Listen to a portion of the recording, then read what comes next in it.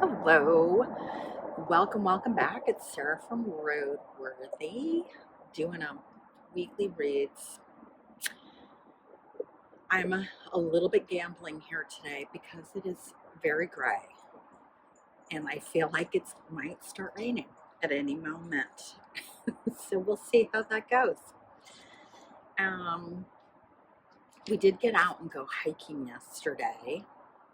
I don't have any pictures of fall foliage because where we go has a lot of pine trees. Um, Washington's nickname is the Evergreen State, and I feel like it's because we only have pine trees. That's not exactly true, but anyway, fall foliage is not the specialty out here.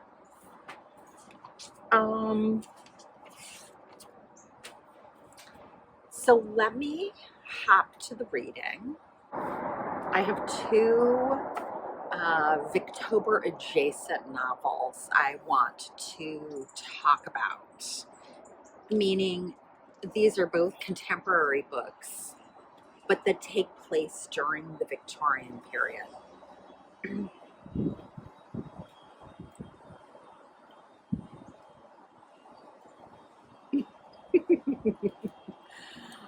The first one is The Circus of Wonders by Elizabeth Macneal.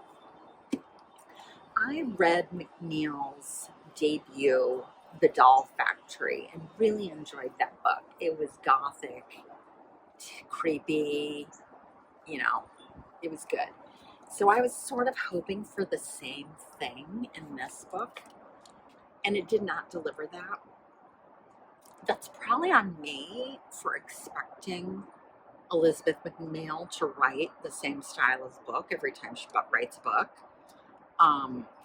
But aside from that, this book wasn't 100% successful for me. So this is about Nell, who is born, I'm gathering, with like a large number of freckles, and many of them coalesce into large clusters of pigment. And so she's sort of ostracized, and she's sort of, her family sort of expects that she's never going to get married, that she's going to end up living with his brother and his wife, caring for their children. And she sort of,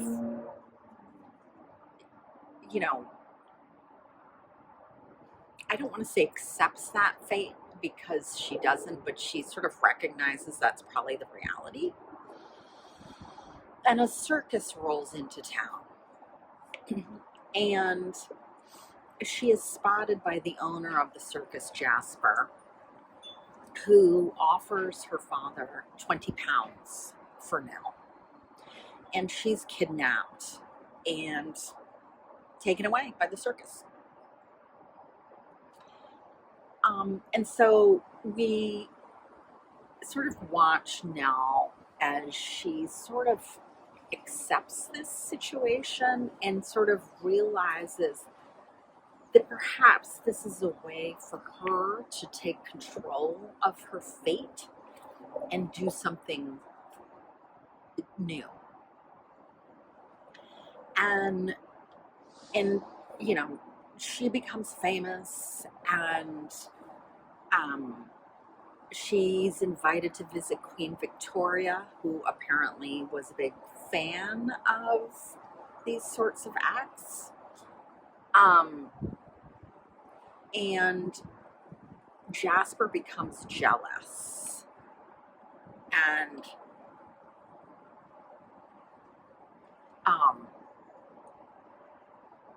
so that sort of the battle between those two plays out.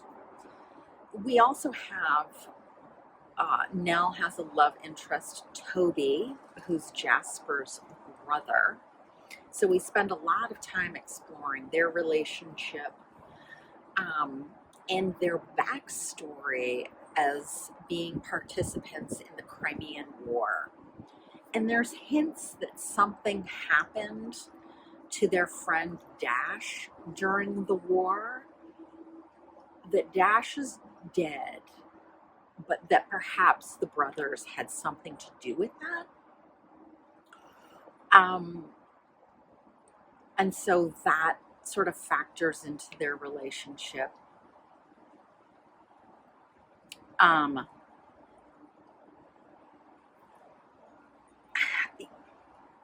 I thought the characterization was okay, and some of the backstory that she gives these characters to sort of explain their actions and their behavior, it just didn't work for me. Like the backstory didn't seem extreme enough to justify these extreme behaviors. The story of the mystery of what happened to Dash in the Crimean War, when it's revealed, it's like, oh. So it was sort of like, what's the big mystery? And again, why did that have a lasting impact on these two brothers? I just sort of didn't get it. What is interesting in this book is the disability discussions. Again, Victorian circuses were often a place where folks with disabilities would end up,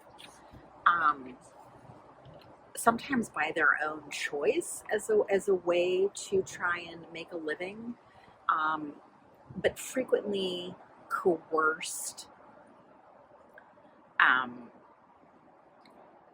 And you sort of get that history as Nell is interacting with other performers in the circus. They sort of have a variety of backstories. And so that's interesting to see them in situations where they're objectified,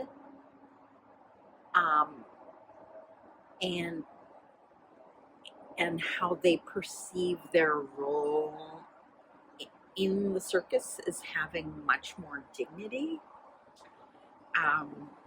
So that was kind of interesting to read about. The other thing that Macneal does is she inserts the names in a brief sentence or two sometimes about real life people who became famous at this period of time, and sort of the very tragic, often, circumstances of what happened to them, how they ended up in the circus, and so it was interesting to Google these particular folks and sort of see how they contributed to sort of racist ideas going around,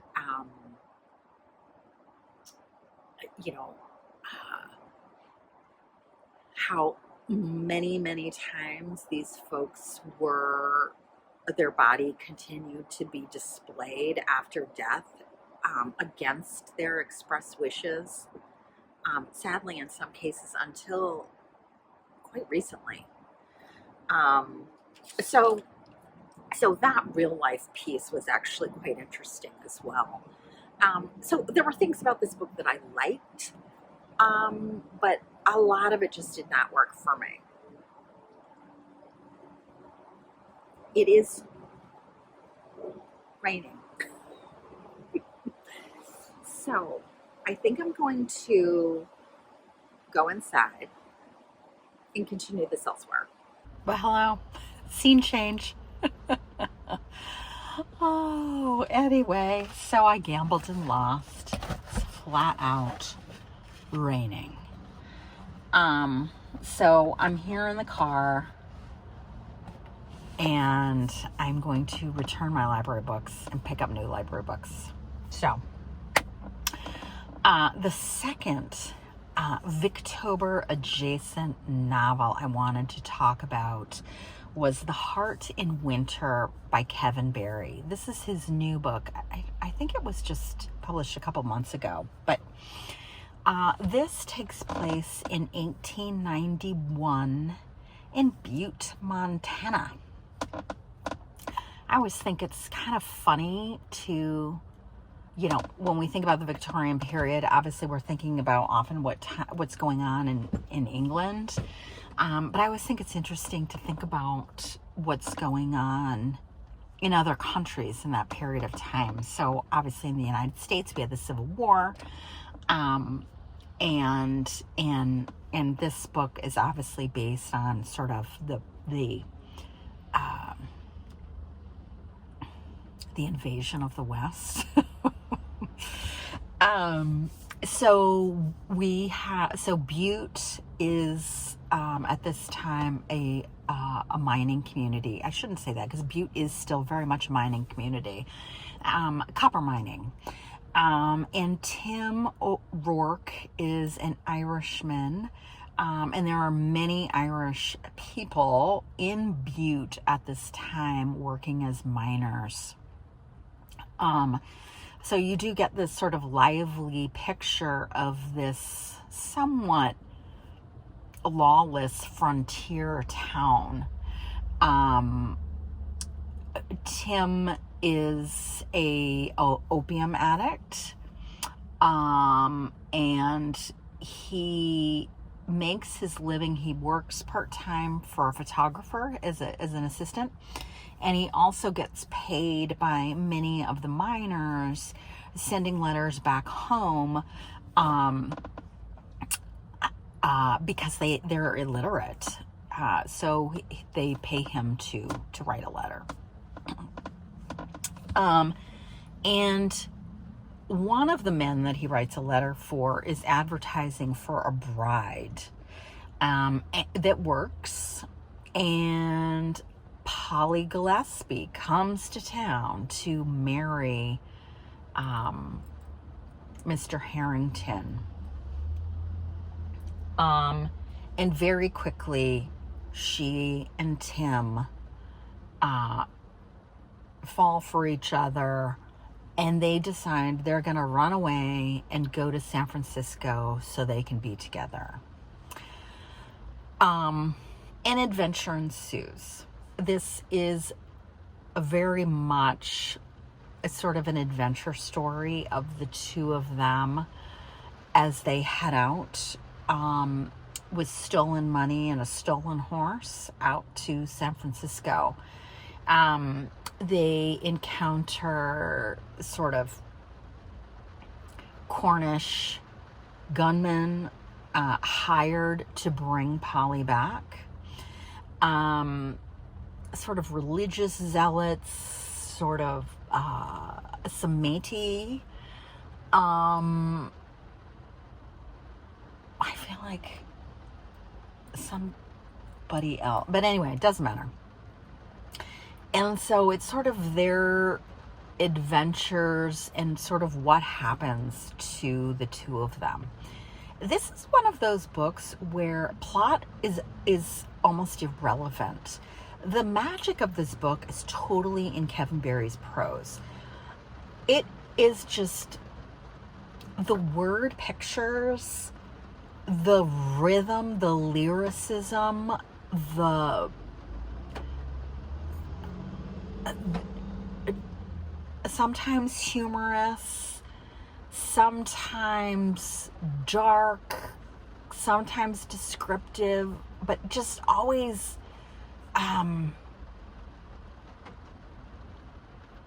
you almost get the sense that Kevin Barry was having fun.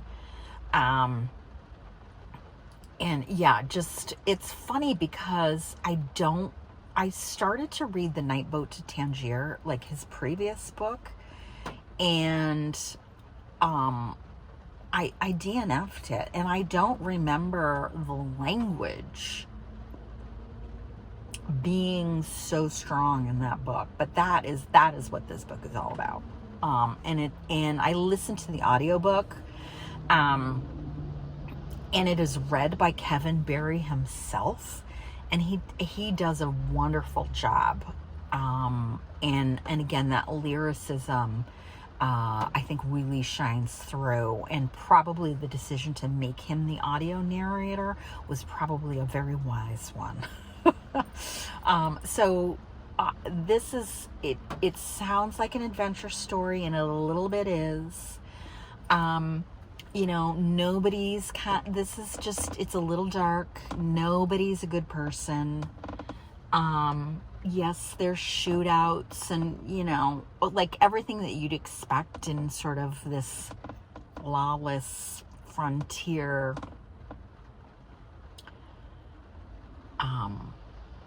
place with a lot of poor, desperate people.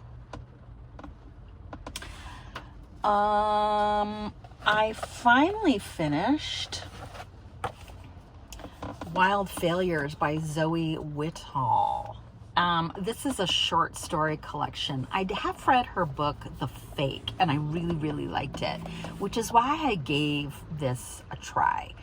I am still trying to feel my way with short stories.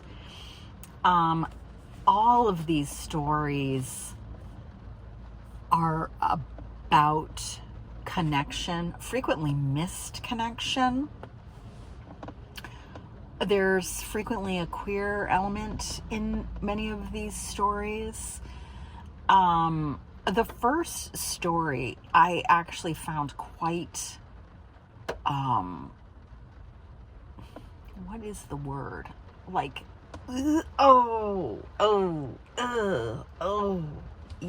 but like, also like kind of stomach dropping, like, oh God, this is horrible.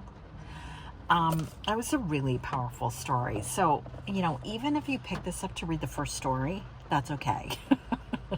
But I often find the stories kind of dip in the middle, and sometimes I'll skip the middle stories and go to the end. I actually liked, these in the middle too. I thought were pretty good. So, I liked this collection. And Zoe has quite a backlist. So I think I'll probably go ahead and pick up some of her earlier works. Okay. So I picked up The Afghan Amulet by Sheila Paine. Sheila Paine is a British embroidery and textile expert. And I picked this book up because Lindy, Magpie Reads, several weeks ago on her show, held up a textile book, that like coffee table book that she was looking at, written by Sheila Paine. And the cover was so extraordinary. The embroidery on that thing was amazing. And I was like, I got to see if my library has that book. They didn't. They do have other Sheila Paine books on embroidery, but they also had this book, which is a travelogue. And this is kind of bonkers. So Sheila Paine is in her 60s at the time. It's 1991, maybe, at the start of this book. She finds a dress, a black dress with unusual embroidery on it and a triangular amulet on it. And she is trying to figure out where exactly was this made. And she's consulting all of her colleagues, and nobody's in agreement.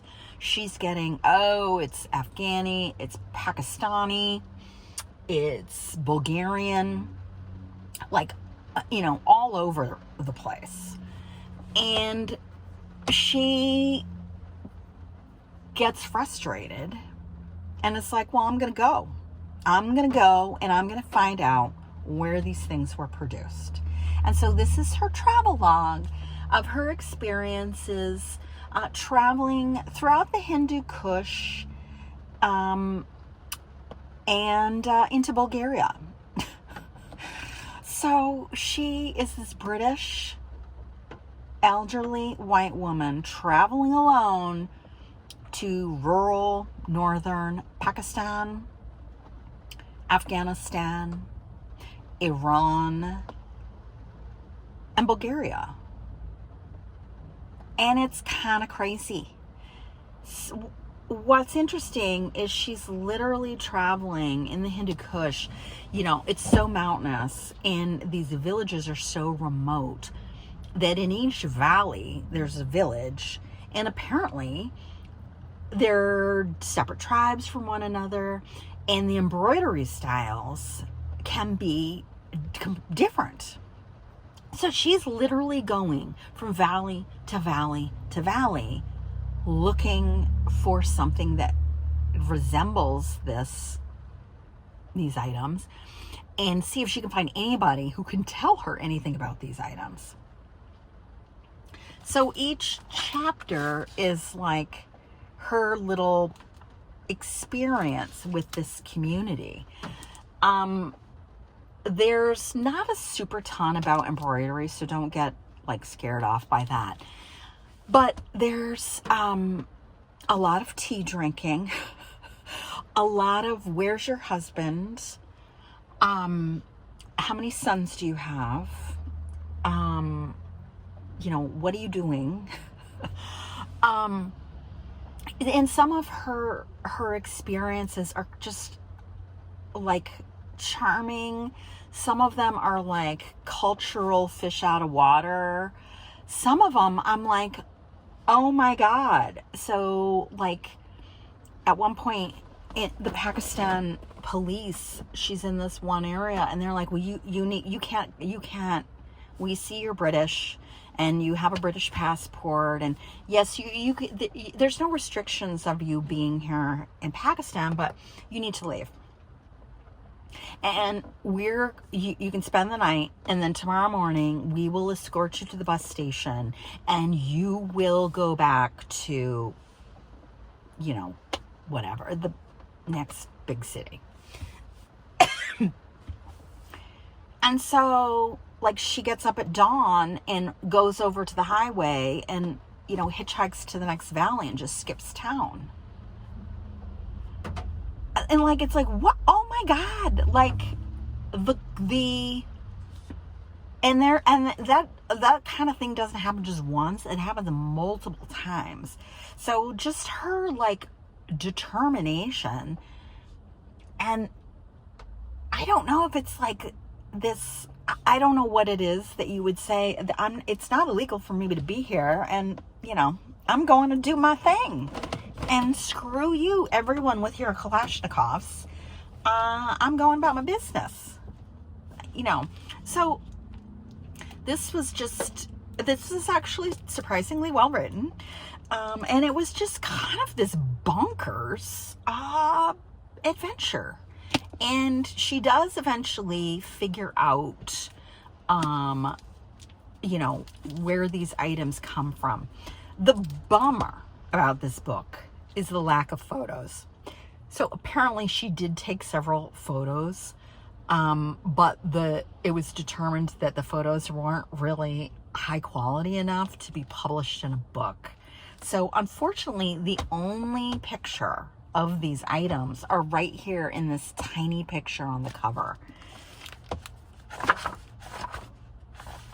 There is like a drawing, so unsatisfying. And there are, let me look, hand-drawn maps for you to see where she's talking about.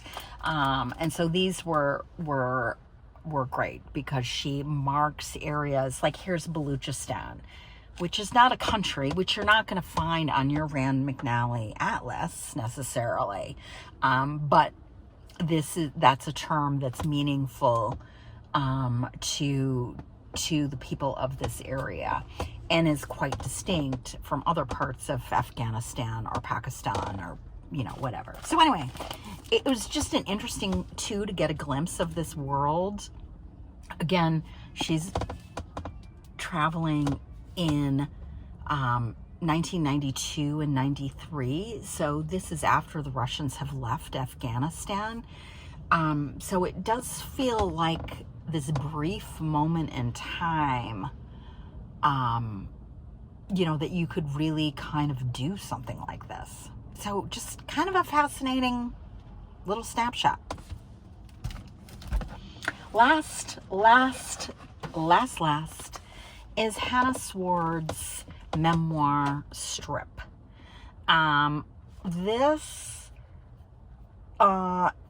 So Hannah was, it kind of has an unusual childhood. Her dad is a poet and was actually a teacher at the Iowa Writers Workshop. And she is kidnapped in a park and abused. So some of this is related to the trauma of that experience. But it's also sort of the abandonment that she feels from her parents. And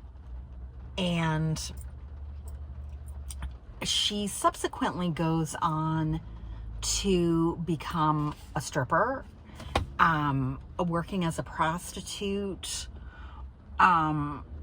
She becomes a meth addict, trying to keep her weight down, and becomes an alcoholic. So this is sort of her adventures through all of those experiences, and healing enough to get into a place where she could write a memoir. And what I really liked about this was her descriptions of working in the sex industry, her revulsion and shame and disgust of doing that work, but yet feeling like she didn't deserve anything better and couldn't figure out a way to make more money, or to make enough money to pay rent in LA. It's sort of failed relationships, and again, not feeling like she deserved a real relationship with someone who really cared for her. Her discussion of addiction and trying to get over addiction. I thought her description of that was also very powerful, and how she came to be a writer, and how challenging it was to be alone, sober, and look at a blank page of her journal and just let all the feelings out, you know, and how that took years and years and years for her to actually be in a place healed enough where she could actually like talk about these things. So those are the books. So, hope you all are doing well. And hope you're all reading some good things. And it's still raining. So I'm going to run into the library and switch my books around and head home. All right. Bye.